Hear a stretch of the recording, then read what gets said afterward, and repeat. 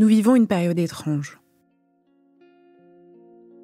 Toutes et tous confinés chez nous quand nous ne sommes pas obligés d'aller travailler à l'extérieur. Nous télétravaillons, nous gardons nos enfants, nous faisons même parfois les deux en même temps. On s'inquiète parce qu'on a peur d'être isolé, parce qu'on ne sait pas ce qui va se passer. On pense à nos proches quand ils ne sont pas près de nous, ou on se réjouit de passer enfin du temps avec eux quand on est enfermés ensemble. Le coronavirus chamboule nos vies, nos habitudes, nos émotions. Et pour en savoir plus sur ce qui se passe justement dans votre jungle intérieure pendant cette période de confinement, nous vous avons demandé de nous le raconter dans des notes vocales, pour pouvoir les diffuser dans ces épisodes d'émotions un peu spéciaux. Régulièrement, tant que nous serons dans ce moment de transition, nous vous ferons entendre les situations singulières que vous vivez. Je m'appelle Cyrielle Bedu et vous écoutez Émotions, un podcast de Louis Média.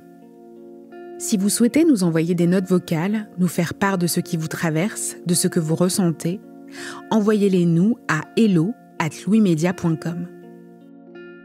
Dans cet épisode, vous allez entendre Nina. Elle a 25 ans et elle vit à Lyon. Et pour elle, plus que pour beaucoup d'entre nous, cette période de confinement a une saveur particulièrement amère.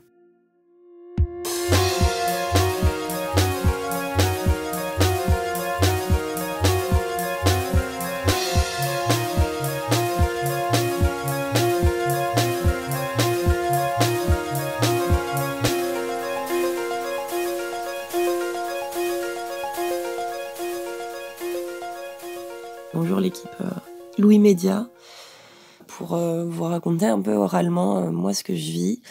Là actuellement je fais face à un deuil, donc c'est-à-dire celui de mon beau-père qui est parti la nuit de vendredi 13 au samedi 14 mars, après s'être battu pendant 27 mois face à un cancer qui finalement l'aura eu. Et voilà, moi là actuellement je suis en deuil, donc je suis triste, et surtout j'ai besoin d'être près de ma famille, d'être près des miens, c'est-à-dire les serrer dans mes bras, les embrasser, sécher les larmes qui coulent, serrer des mains, taper dans le dos, enfin que sais-je, mais là actuellement c'est des choses que on n'est pas censé faire, mais comment vous dire que moi j'en ai terriblement besoin? Comment vous dire que ma mère a besoin d'être entourée des amis de mon beau-père, d'avoir des gens qui la prennent dans ses bras? En fait, là, moi, la question qui se pose face au confinement, face au coronavirus, face au fait d'essayer de faire en sorte que ça ne se propage pas autant, mais nous, comment on fait, en fait? Parce que là, actuellement,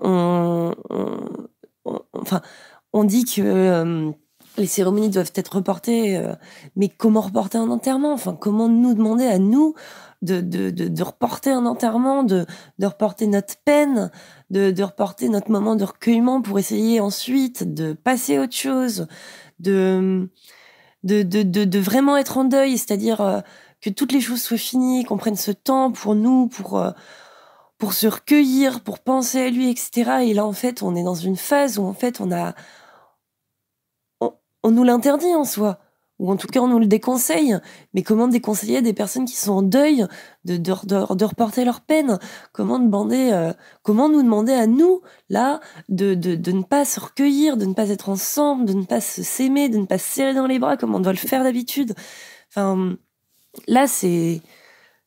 Enfin, excusez-moi, je pars un peu avec l'émotion, mais c'est un peu compliqué, là. C'est que voilà, on a beaucoup de mesures qu'il faut prendre, des gestes qu'il faut faire, et que je comprends, parce qu'effectivement, il faut pas que ça se propage plus, il faut protéger les nôtres, il faut protéger les personnes les plus fragiles, les personnes immunodéprimées, les personnes âgées, les personnes qui ont des insuffisances. Je le sais qu'il faut faire tout ça, mais actuellement, moi, j'ai besoin de tendresse. J'ai besoin de tout ça, quoi. Donc c'est un peu compliqué parce que voilà, effectivement, nous, on peut sûrement pas faire la cérémonie dans une église parce qu'effectivement, on peut pas être confiné dans l'église. Mais nous, on va faire cet enterrement dans le Morvan, là d'où vient mon beau-père. Mais on est même en train de se demander si on va pas se faire nous-mêmes notre cérémonie. Demander au Pont de Fût même de nous donner le cercueil et de faire une cérémonie à notre sauce dans le jardin de sa maison, au soleil. Donc à la limite, ce sera peut-être plus poétique, mais en fait, est-ce qu'on a le droit ? Est-ce qu'on va nous l'autoriser ? Est-ce que nous, là, on va pas devoir outrepasser les décisions qui ont été prises, parce qu'en fait, on a besoin de les outrepasser. On a besoin d'être ensemble. Donc là, en fait, nous, c'est une période un peu compliquée, parce qu'effectivement, on a déjà beaucoup de choses à gérer, mais on a ça en plus. Et puis rajouter à ça, moi, mon beau-père est un ancien directeur d'hôpital, donc c'est-à-dire que la moitié de ses amis sont du personnel hospitalier, c'est-à-dire que c'est des personnes qui sont soit touchées, soit porteuses, soit déjà hospitalisées, parce qu'ils sont touchés par le coronavirus, soit submergées. Donc en fait, là, c'est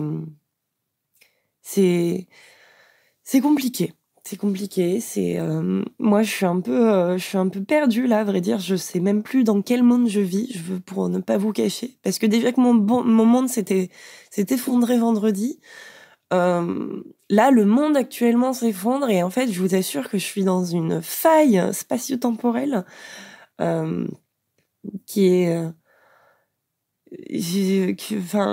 inconnue, c'est compliqué. Donc en fait, moi, ma question, c'est où est-ce que s'étend la précaution ? Où est-ce que on peut braver les interdits pour penser un peu notre peine, nos blessures, etc. Enfin, c'est un peu la question que je pose. Donc voilà. Bon courage dans ces temps durs, et merci à vous. Bonne journée.